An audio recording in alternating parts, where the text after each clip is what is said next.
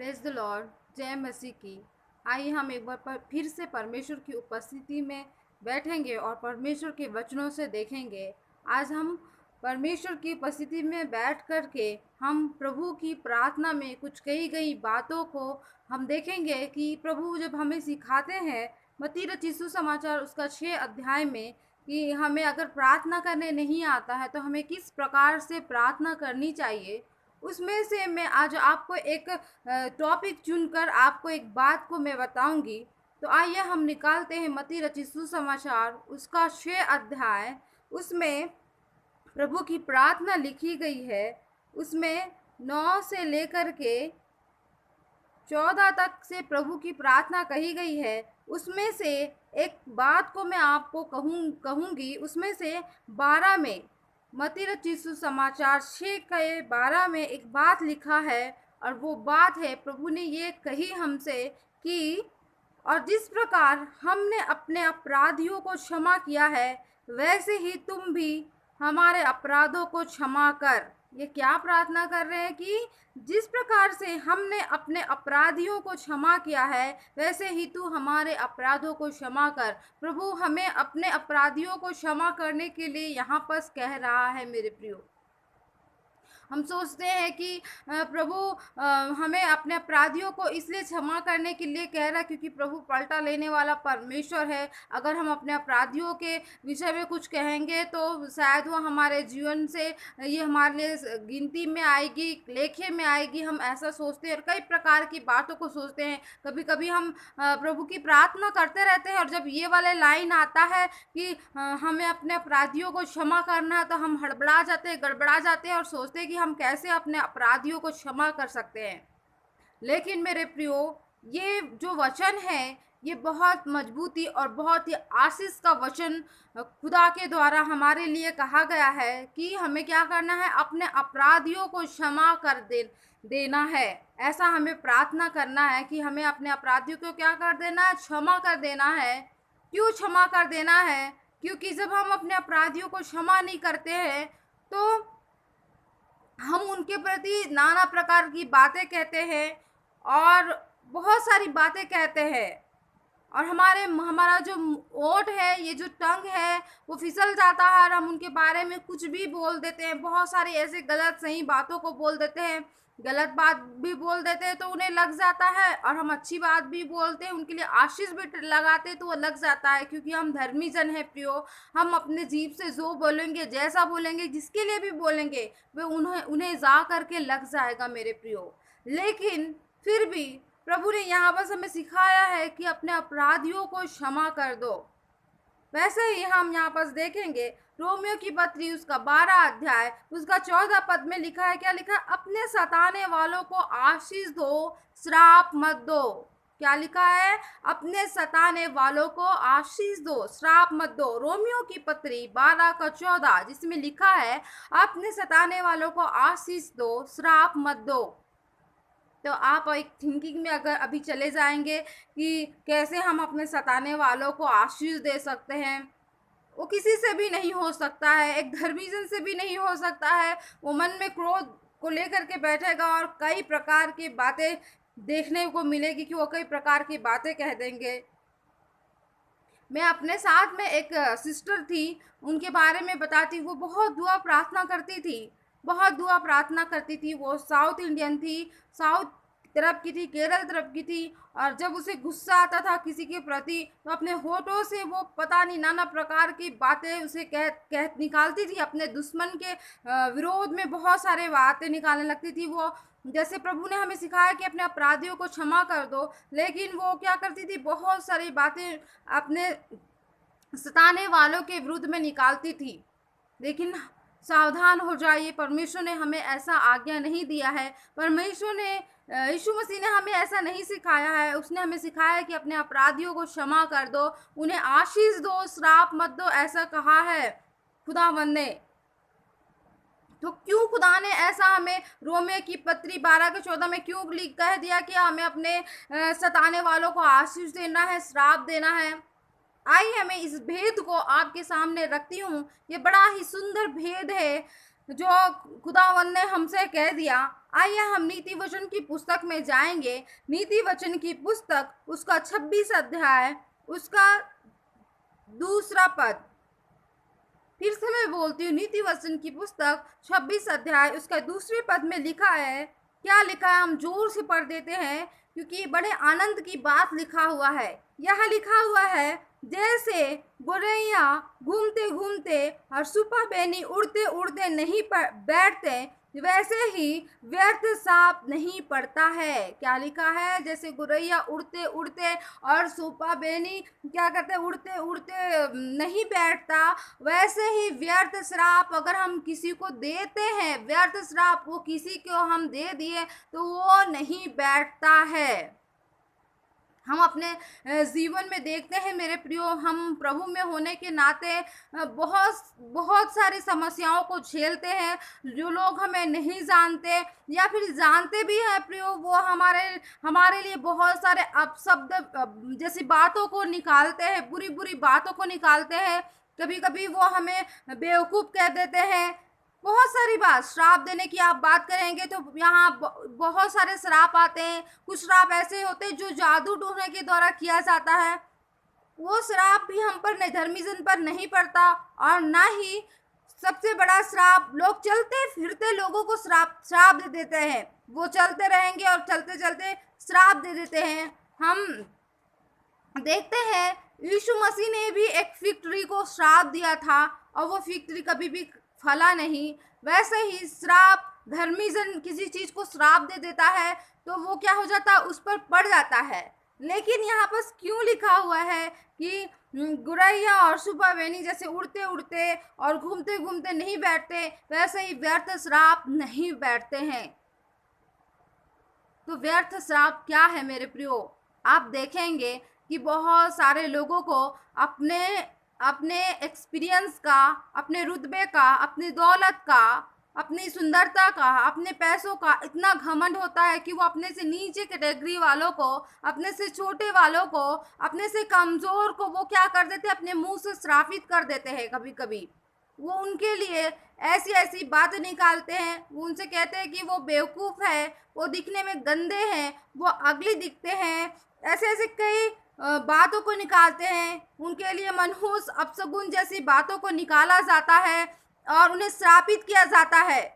और जब वो उन्हें श्राप देते रहते हैं तो ये भी नहीं सोचते हैं कि हम सामने वाले को बोल रहे हैं वो कौन है, क्या वो छोटा है। बाइबल में लिखा है कि जो छोटे हैं वो बड़े किए जाएंगे। वो ये नहीं देखते मैं किसके विरुद्ध में बोल रहा हूँ, क्या वो कौन है, उसका रुतबा क्या है, वो ये भी नहीं देखते। वो अपने मुंह से श्राप निकालते जाते नाना प्रकार की बात कहते, तू मर जाएगा, तू ऐसे हो जाएगा, दुनिया प्रकार की बातों को बोलते हैं और श्राप निकालते रहते हैं। ऐसा मैं देखी बहुत सारे धर्मी जन भी ऐसा करते हैं। वो क्या करते हैं, दूसरों के प्रति श्राप निकालते, वो मर जाए, ऐसा पड़ जाए, वैसा पड़ जाए, ऐसा वो कहते रहते हैं। और कभी कभी मेरे प्रियो हम देखते हैं कि किसी किसी में पागलपन का दुष्ट आत्मा रहता है। कोई व्यक्ति वो फिरते रहता है रोड में, और रोड में चलते फिरते वो लोगों को श्रापित करते रहता है, श्राप देते रहता है। तो मेरे प्रियो यहाँ पर लिखा है कि व्यर्थ श्राप नहीं पड़ता है। जहाँ पर एक बहुत अच्छी बात कही है कि व्यर्थ श्राप नहीं पड़ता है। व्यर्थ श्राप तो कैसे नहीं पड़ता मेरे प्रियो, वो डिपेंड करता है आपकी धार्मिकता के ऊपर में। क्या आप परमेश्वर के नज़र में धर्मी ठहराए जाते हैं? क्या परमेश्वर ने अपने लेखे में आपको धर्मी ठहरा कर रखा है? क्या परमेश्वर ने अपने जीवन की पुस्तक में आपका नाम लिख दिया है कि ये मेरा धर्मी जन है, ये मेरा प्रिय बेटा है, ये मेरी प्रिय बेटी है? अगर आप आज कॉन्फिडेंट हैं, अगर आपको सुनिश्चित है कि आप एकदम निश्चिंत है कि हाँ मैं प्रभु की नज़र में धर्मी हूँ, आपका हृदय आपसे कह रहा है कि हाँ मैं धर्मी हूँ, मैं परमेश्वर की नज़र में धर्मी हूँ, मेरे कार्य धर्मी है, मैंने अपने गुनाहों को परमेश्वर के सामने माना है और मैंने धार्मिकता की इस बैच को ले लिया है, तो आप धर्मी हैं मेरे प्रियो। तो आपके ऊपर में कोई भी कही गई व्यर्थ श्राप नहीं पड़ेगा। बहुत सारे लोग जादू टोना करके आपके ऊपर फेंक देंगे, लेकिन वो जादू टोना में जो भी फेंका जाएगा वो आपके ऊपर से निकल के चले जाएगा, क्योंकि आप धर्मी हैं। परमेश्वर का दूत आपके सामने खड़ा रहता है, वो किसी भी व्यर्थ श्राप को आपके ऊपर में नहीं पड़ने देगा। इसलिए यहाँ पर लिखा हुआ है कि व्यर्थ श्राप नहीं पड़ता। अगर आप चिंता में हैं, आज आप चिंता में ग्रसित हैं, बहुत सारी बहनों में चिंता करने की दुष्ट आत्मा रहती है, वो दुष्ट आत्मा उनको बहुत चिंता करवाती है और वो चिंता करते रहते हैं और सोचते रहते हैं कि अरे उसने तो मुझे ऐसा बोल दिया, उसने तो मुझे गधी बोल दिया, उसने तो मुझे बैल बोल दिया। कई कई प्रकार की बातें सुन लेते हैं, कोई उनके प्रति बोल देता है और उनके थॉट में, उनके दिमाग में यही चिंता और घूमते रहता है, घूमते रहता है, घूमते रहता है और उनके दिमाग में क्या कर जाता है, घर कर जाता है। तो मेरे प्रियो, आप अगर मेरे वचन यहाँ पर जो मैं कह रही हूँ उसे आप सुन रहे हो, तो आप इन व्यर्थ श्राप को ग्रहण मत कीजिए कि आपके विषय में कोई क्या कह रहा है, कोई आपको मनहूस बोल रहा है या फिर कोई क्या बोल रहा है, कि कोई आपको कुछ भी बोल रहा है। अगर आप परमेश्वर की नज़र में धर्मी है, परमेश्वर ने अपने लेखे में आपको धर्मी ठहराया है, तो किसी के मुंह से गलत निकाला हुआ श्राप आपके ऊपर में नहीं पड़ेगा। आज आप इस नीति वचन की पुस्तक उसका 26 का दूसरा पद में लिखा है, उसे अंडरलाइन कर लीजिए, जिसमें लिखा है कि व्यर्थ श्राप आप पर नहीं पड़ेगा। और ये बहुत आशीष की बात में लिखा हुआ है, क्योंकि आज शैतान का समय है। बहुत सारे लोग शैतान से ग्रसित हैं, वो कभी भी किसी को भी श्राप देते रहते हैं और वो आपके ऊपर भी श्राप फेंकते रहते हैं। इसलिए आप इसे अंडरलाइन कर लीजिए, याद कर लीजिए कि कोई भी व्यर्थ श्राप हम पर नहीं पड़ेगा, क्योंकि हम परमेश्वर की नज़र में धर्मी है, हमारे कर्म धर्मी है, हमने अच्छे काम किए हैं। और हमारे कर्म क्या, हम यीशु मसीह को जानते हैं सबसे पहले, क्योंकि विदाउट यीशु मसीह कोई भी हमारा काम, हमारे धर्म और सबके काम, हर एक काम जल जाएंगे। लेकिन हम यीशु मसीह को जानते हैं, पहले यीशु मसीह का लहू हमारे जीवन में पड़ा है, इसलिए हम धर्मी ठहरते हैं और कोई भी व्यर्थ के श्राप हमारे ऊपर में नहीं पड़ेगा। ठीक उसी का अपोजिट में अगर आप जाए, तो हम जैसे अभी अभी हमने पढ़ा कि रोमियो 12 का 14 में परमेश्वर ने, यीशु मसीह ने कहा कि तुम अपने सताने वालों को क्या दो, आशीष दो, श्राप मत दो। क्या कहा, आशीष दो, श्राप मत दो। तो मेरे प्रभु, ये भी यीशु मसीह ने आपके बेनिफिट के लिए कहा है। प्रभु की प्रार्थना में 6 अध्याय उसका 12 पद में ऐसा क्यों कहा कि तुम अपने अपराधियों के अपराध को क्षमा कर दो। वो भी आपके बेनिफिट के लिए कहा है, क्योंकि जब आप अपने अपराधियों को क्षमा कर देते हैं तो क्या होता है, परमेश्वर भी आपके अपराधों को क्षमा कर देते हैं। और रोमियो की पत्री 12 का 14 में लिखा है कि तुम अपने सताने वालों को आशीष दो, क्योंकि जब हम अपने सताने वालों को आशीष देने लगते हैं, जब हम उन्हें आशीष देते हैं मेरे प्रियो, तो जैसा कि मैंने आपको अभी बताया कि व्यर्थ श्राप आपके ऊपर में नहीं पड़ता, वैसे ही जैसे व्यर्थ श्राप आपके ऊपर नहीं पड़ता, तो वो श्राप, वो घूम भटकता भटकता हुआ जिसने आपको श्रापित किया है, जिसने आपको श्राप दिया है, जिसने आपको भला बुरा कहा है, वो उलट कर वो कहाँ चले जाता है, उसे तो जगह चाहिए कहीं रहने के लिए। तो वो क्या करता है, धर्मी जन पे जब श्राप नहीं पड़ता तो वो उलट कर जिसने आपको श्राप दिया है उसके पास वापस चले जाता, वो उसी के घर पे पड़ जाता, वो उसी के जीवन पे पड़ जाता है मेरे प्रियो। ठीक उसी प्रकार से जब हम अपने सताने वालों को आशीर्वाद देते हैं, तो जब वो व्यक्ति उस आशीष को ग्रहण नहीं कर पाता है, वो आशीष उसके पास जाती है, जब हम आशीष को भेजते हैं तो वो ग्रहण नहीं करता मेरे प्रियो, तो वो आशीष ऑटोमेटिक उसके पास घूमती है। जब वो व्यक्ति उस आशीष को ले नहीं सकता, वो अपनी गलतियों, अपने गुनाहों के कारण उस आशीष को नहीं ले पाता है, तो वो आशीष वापस लौट करके हमारे जीवन में आ जाती है और हमारे जीवन में हम फिर से आशीषित हो जाते हैं।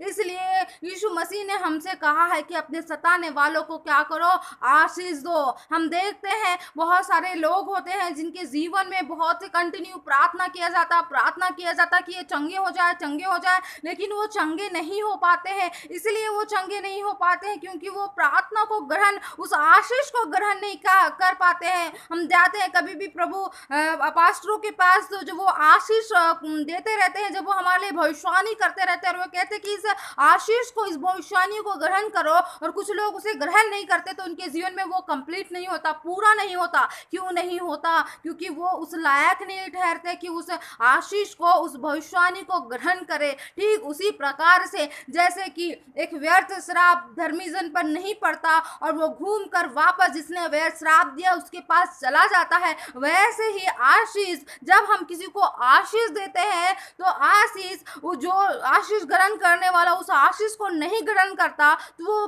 आशीष घूम फिर कर फिर से हमारे पास वापस आ जाता है मेरे प्रियो, और हम आशीषित हो जाते हैं। इस बात को गांठ बांध लीजिए कि आज से आप अपने सताने वालों के लिए, अपने जो आपके सामने कहता कि मैं तेरा बैरी बनकर के खड़ा हो जाता है, लोग धर्मी जन के लिए लोग खुद ब खुद बैरी बनकर के चले आ जाते हैं। धर्मी जन को सताने के लिए लोग खुद ब खुद चल के आ जाते हैं। धर्मी जन कभी उन्हें बुलाता नहीं है। धर्मी जन तो बेचारा चुपचाप रहता है। वो कहता मेरे एक गाल पे तुम मारोगे, मैं दूसरा दूंगा, तुम मेरा एक संभाल ले लोगे, मैं दूसरा भी दे दूंगा। फिर भी शैतान उनके अंदर इस तरह से वो घुस जाता है कि वो यूं ही उनसे लड़ने के लिए आ जाते हैं और धर्मी जन को श्रापते हैं। तब भी मेरे प्रियो, आप अगर धर्मी है तो आप अडिग हो जाइए, अपने सताने वालों को आशीष दीजिए, ताकि वो आशीष अगर धर्मी, वो जो सताने वाला ग्रहण न करे तो आपके जीवन में फिर से वो लौट करके आ जाए। और यदि आपका सामने वाला वो आपको श्रापित कर रहा है और आप धर्मी है तो वो श्राप वापस लौट करके उसी के जीवन में चले जाता है। इस बात को आप ध्यान से सुन लीजिए और समझ जाइए। तो आज से हम एक दृढ़ निश्चय को आप करिए कि आज से हम अपने सताने वालों को क्या देंगे? आशीष देंगे। सताने वालों के प्रति भला बुरा नहीं कहेंगे, ताकि प्रभु उनके द्वारा हम भी आशीषित हो जाएंगे। आइए परमेश्वर को इस वचन के लिए धन्यवाद देते हैं। आप सभी को जय मसीह की।